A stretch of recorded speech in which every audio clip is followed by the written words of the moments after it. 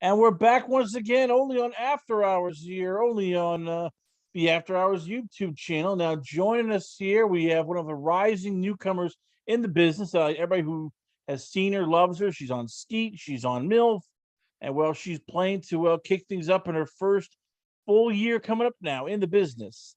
I give you it Yep. is the sexy but curvaceous and a hard-working young lady here. I give you Eliza Rae. Yeah, Eliza. So let's start off here with so Hello. most people join the circus at an early age. You're joining this whole circus at a later age here. Why the wait? What made you decide to now jump into the industry on, on the bad foot and do a good thing at this age? Um, well, I guess I never really considered it. I've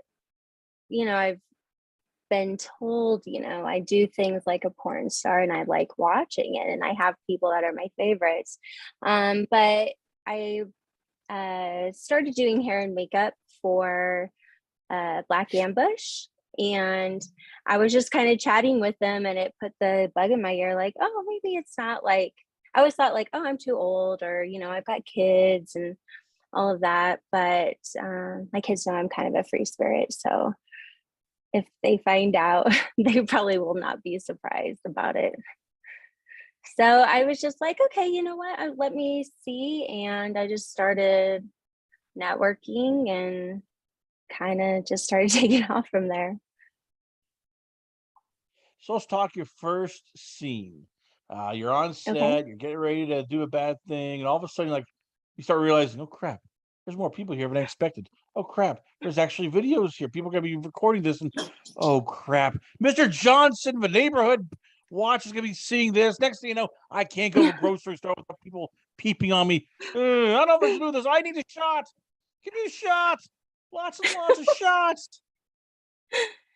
Um, I didn't freak out because actually probably like 4 years ago, I had a video that was stolen from a guy I dated and it was put on to Pornhub and it was on there for quite some time and it had like 1.3 million views on it. So I kind of had already had people call me and say they had seen me on some videos before. So once I got on set, I was like, yeah, let's go. I'm actually doing it for real and it's not somebody who's like, making money off of me. So after you do your first scene and you start realizing, okay, I like this here. So what kind of what turns you on in girls and guys? Because you work with both. You Yeah. do a lot of different things here. So what turns you on when you're working with somebody who's female on set and who's a male on set? I've only worked with one female, and that was Katie Cush. And she was just so sweet and so nice. And we just kind of got into it. I feel like I'm more of a vibes person. So I tend to just find people attractive just in how we interact and have fun. But I like playfulness or, people who talk to you before you actually shoot. So you kind of get a sense of who they are a little bit. And then I just really like, I'm not totally bi, but I'll play it on set. And but Katie was a really great experience. That was fun. And then Oliver Faze was in that scene too. And he has a nice cock. So he was a lot of fun. I love sucking dick. So if I can get to doing that, then I'm good to go for the scene. I get excited. And the All right, scene, we so do pictures and stuff like that. So you just kind of start getting worked up and you start feeling sexy. I'm guessing you've worked with guys of all shapes, races, sizes, ages. Have you had to work with a guy yet who you look and go, holy crap? Are you sure you're 21? I'm not sure. I gotta see your ID. Kid, what are you doing here? You haven't even shaved yet? Is he old enough yet to even do this kind of thing? I mean, have you worked with somebody you're like, oh crap, you really could be my son? Really? Yeah. Well, honestly, Joshua Lewis, we did 2 scenes together and he's only 20 and that's very close to one of my children's ages. You So, look and you but go, I have cars older than you, kid. What are you Yeah. doing here? Like, yeah. It is maybe if it was like one of his first scenes, I would have kind of felt like that, but he's already pretty seasoned. So it didn't feel off or anything. I didn't feel uncomfortable. He was a lot of fun, but he was really young. I think if I got into my head too much about it, it would have been like, holy shit. But Joshua Lewis is a great guy, so I didn't notice his age after a while. So one thing people notice about you is you are very active on social media. You get your Twitter, you get your OnlyFans, you got Yeah. Instagram, you got even like many vids. Like how much time do you spend literally just on social media, networking, doing business when it's like 4 or 5 things. I can just see you going, oh crap, I've been doing this now for like 10 hours. I need a nap. God damn it, I just need a nap. Well, I work a vanilla job and I work full time. I work 4 12-hour days doing something else. So I wake up early and I spend about an hour and a half on social media in the morning, like making sure I've got my posts going and making sure I've chatted with people that I needed to or liked and retweeted and all of those things. And then I do the gym and then, breakfast and then I get ready. And then after work, I'll spend the evening editing stuff that I need to. I try to add some extra flair to like my edits and my videos that I edit and all of that and try to make it like interesting and different, not just like here's my asshole, like it's being a little fun with it. And so I could be up till 2 a.m. sometimes. It's a long day if I do. I was gonna say too. So how do you find the energy to do this? Because as you said, you're going to the gym, you have your other job, you're working on your social media, you're uploading videos, you're doing all this. I mean, this is like 3 jobs in one day. I mean, how do you find the energy? And how do you keep, just like and plus you have family commitments. So how do you Yep. do it not just, like go insane? Well, I think that the working out actually makes me feel less insane. Like being outside, going hiking, hot yoga, gym, all of those things. If I don't have that, then I'll feel like more exhausted and I'll feel more run down. Like I haven't really poured back into myself.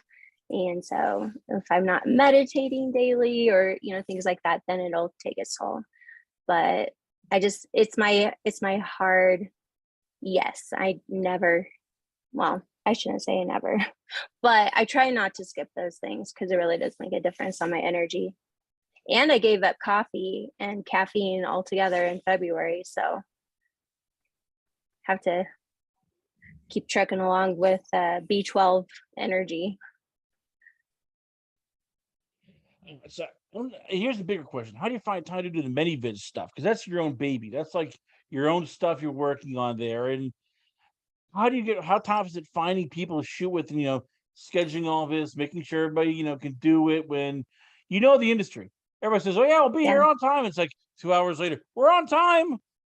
Sort of, kind I've of. been I've been really fortunate that the people that I've collaborated with are like professionals. Like we've had some good vetting beforehand, so every once in a while like a shoot might take a little bit longer, but that's because we're like into it and we're like, oh okay, let's do this and let's do that.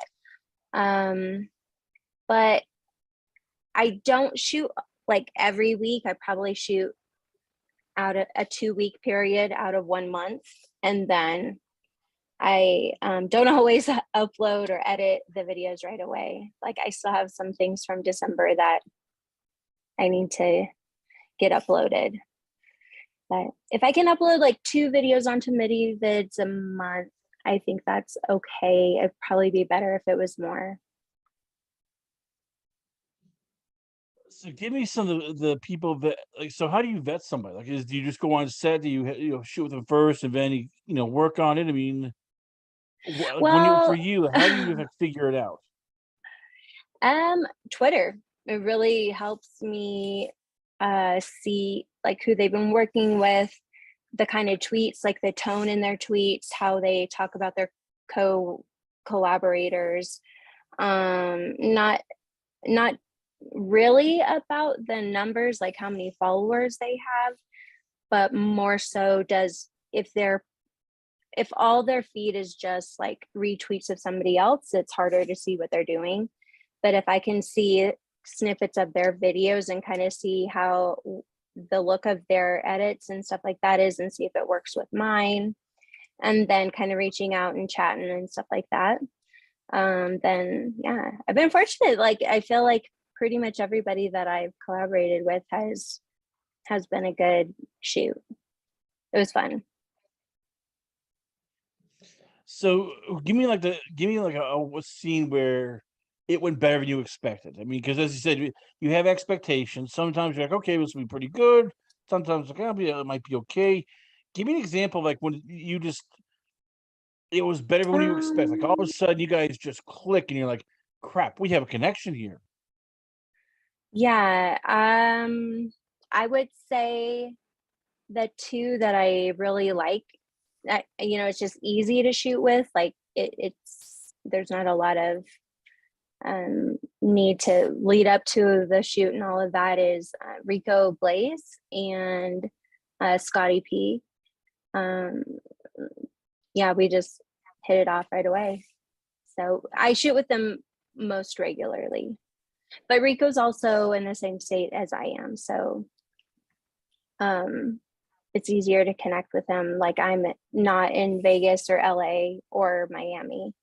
So it also having somebody who's close by is a little bit of, how you vet them. I'm glad you brought that up. Like, how tough is it sometimes getting people to shoot with you because you're not in, like Vegas, Los Angeles, Miami. It's like if you're not in those places, it's like okay, hopefully they show up here. Hopefully I can, make my way out. Like, how tough is that sometimes coordinating all this with travel? It's not bad. In fact, I feel like I'm harder to lock down for a shoot.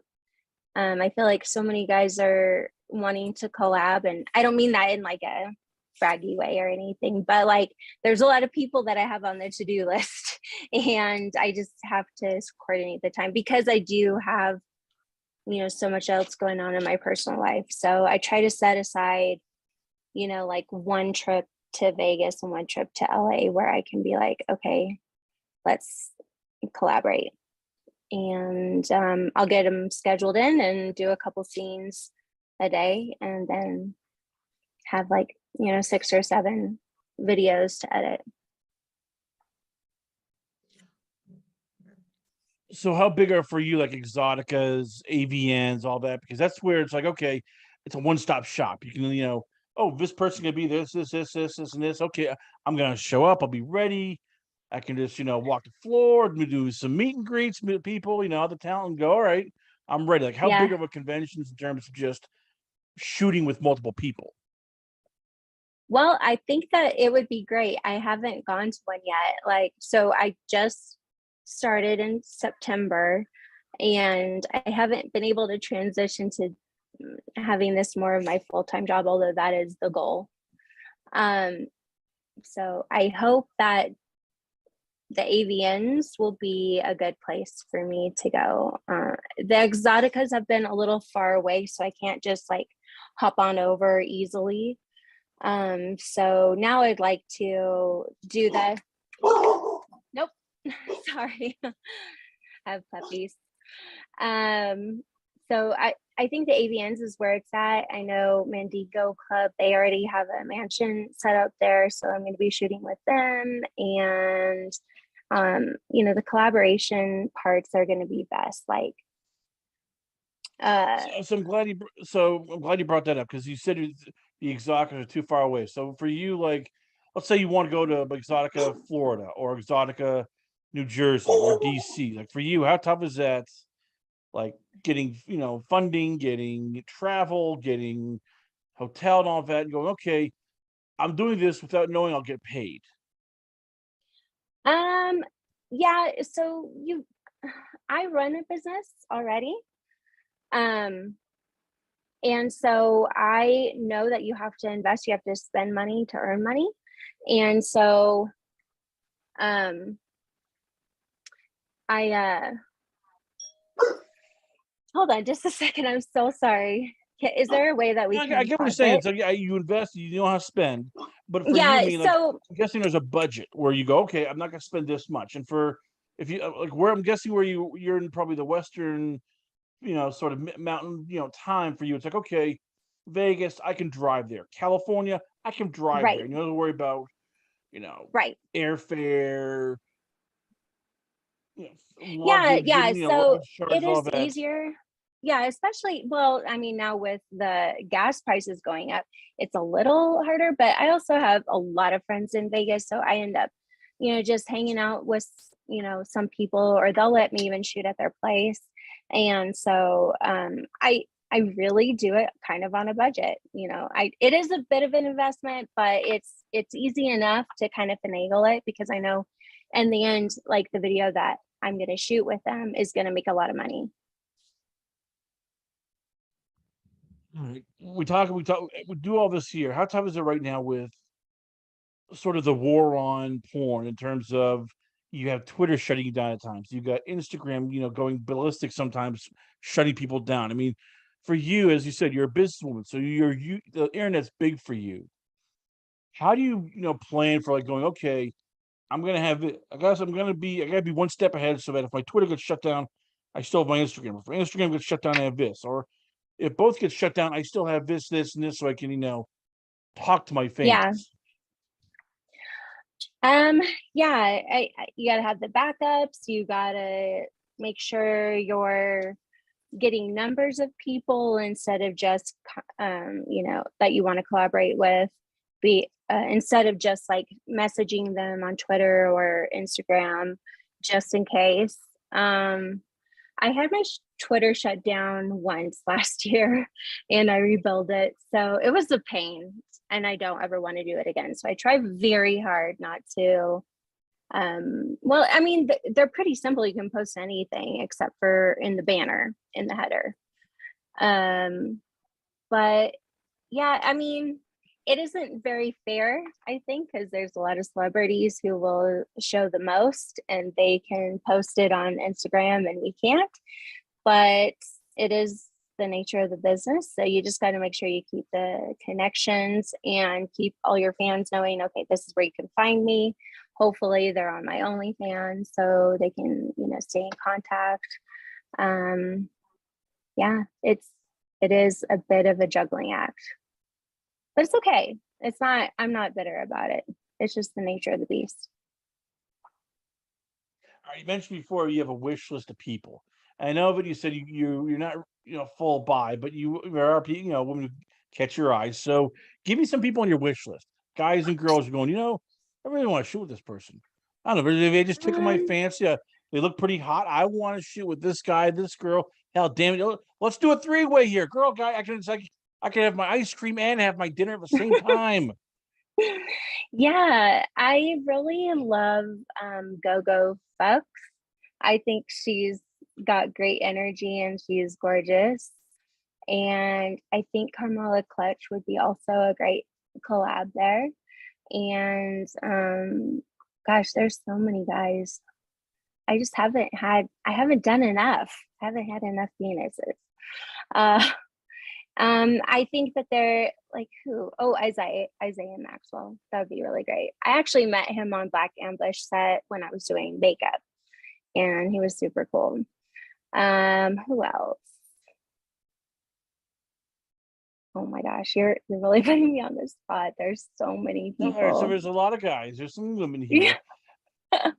Yeah. So what's the wildest thing you haven't done yet, but you want to try? Oh, gangbang for sure. Like a crazy one. I don't know. Lots of guys. I think one of those would be really great.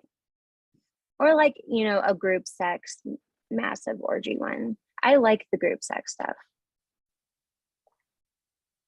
So what? Why? Because most people say that could be sort of like, I don't know. It's like too many guys are like having too many dogs. It's all fun and games till they get really aggressive. Next thing you know, it's like, oh crap. Yeah, we I lost control. I really like being told what to do in the bedroom, so I kind of like being tossed around like a rag doll. I also have been in the swinger world for about 7 years, so I'm kind of used to that group sex vibe kind of thing, and so it seems kind of easy. But also, we set boundaries before you do shoots. Okay, what are your no's? What do you like? What don't you like? And so everybody's respectful about that. So I would hope that it Is wouldn't B get like degrading and, where I don't want it to go. so how do you go about making sure that doesn't happen? Because let's face it, there's always these companies that try to push the envelope, try to, hustle somebody. Next thing you know, it's like, throat gaggers or, oh, you're just dirty, blah, blah, blah. So for you, how big is it? You're trying to make money, but at the same time, Hmm. you want this image. So how tough is that, straddling the line where you want to do some of this, wild, more gonzo stuff, at the same time, just not lose that image that you have of yourself? I think it just comes down to, how I'm networking and in terms of like collaborating, watching what somebody else's stuff looks like so that I kind of get their vibe. And then also vetting a company, to see if like their style works for me. I don't, there's some that are just a little more intense and degrading, and that kind of goes with like a lot of people like that vibe. That's not for me. So I just kind of I do my research ahead of time to see what is right for me and what suits kind of the image that I would like to have out there. But it's not like I'm not judging anybody else for what they're doing. We just know what works for us and what doesn't.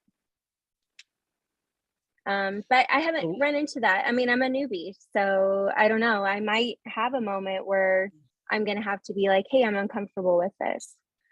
Um, but whenever I've worked with a company, a production company, they've always said, "Hey, what are your no's? If you're uncomfortable with anything, we stop whenever you want." Like it never feels like I don't get a say in my body or what I'm allowing.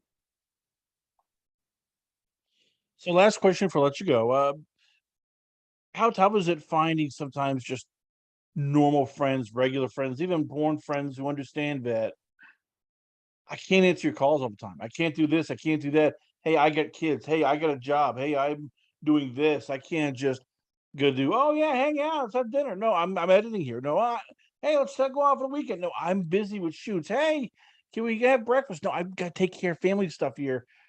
How tough is it Yeah. finding people who understand that they're going to be second in terms of your business and family?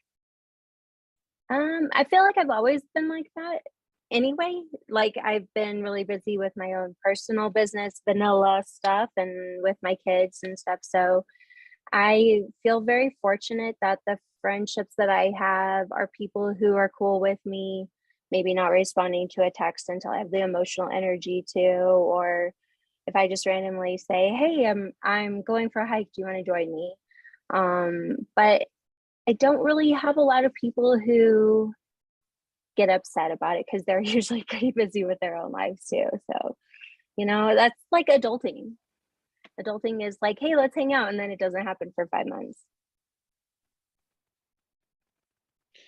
There you have it, ladies and gentlemen. Once again, we are proud to have here on the show. I give you the beautiful, the talented, and a rising star you got to keep your eyes on. I give you it is Miss Eliza Rae. Eliza, before I let you go, Thank where can you. fans once again check you out at? Where is the Instagram, Twitter, OnlyFans? Okay. Like, how can fans hit you up at? Okay. I am on Twitter at Eliza Ray underscore XXX. Instagram is Eliza Ray underscore plays. And OnlyFans is the Eliza Ray. And yeah, that's pretty much the main platforms that I'm on. Eliza Rae, ladies and gentlemen, once again, we are always honored, pleasured having her on the show. We stay tuned for more Thank great you. interviews coming up once again, only on its After Hours, only on the After Hours YouTube channel.